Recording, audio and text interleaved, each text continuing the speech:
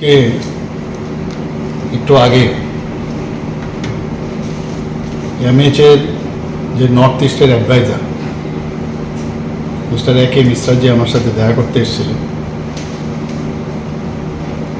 তো বিভিন্ন বিষয়ে যারা জনজাতি গোষ্ঠী আছে ওনাদের কীভাবে ডেভেলপমেন্ট করা যায় এইসব বিষয়ে কথাবার্তা হয়েছে, বিস্তারিত আলোচনা হয়েছে। আমি আমার তরফ থেকে ওনাদেরকে সমস্ত বিষয় ওনার গোচরে আমি এনেছি।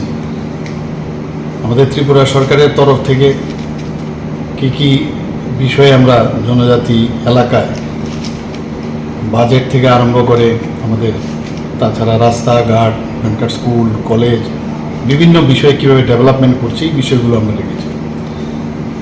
এবং ওনাকে এটাও আমি অনুরোধ করেছি যে যতগুলো আমাদের জনজাতি গোষ্ঠীর যারা সমাজপতিরা আছেন ওনাদের সাথে যাতে উনি কথাবার্তা বলেন।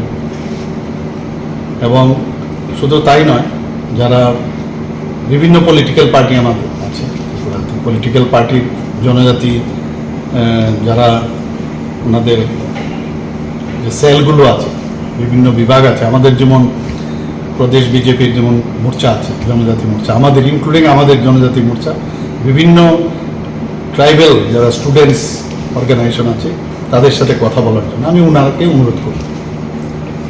তাতে করে আমাদের অনেক সমস্যা আছে, তো সেই সমস্যাগুলো সম্পর্কে উনি আরও বেশি করে অবগত হবেন। এবং আমিও চাই যে এই বিষয়গুলো উনি জানুক। আমাদের তরফ থেকে তো আমরা বলেছি ওনাকে যে কী কী এখানে বিষয় আছে, আমরা কি কি করছি এবং আগামী দিনও জনজাতিদের উন্নয়নের লক্ষ্যে আমরা কি কি করতে যাচ্ছি। তো এই বিষয়ে ওনাকে আমি অনুরোধ করার পরে উনি বললেন যে ওনাদের সাথে উনি কথা বলবেন।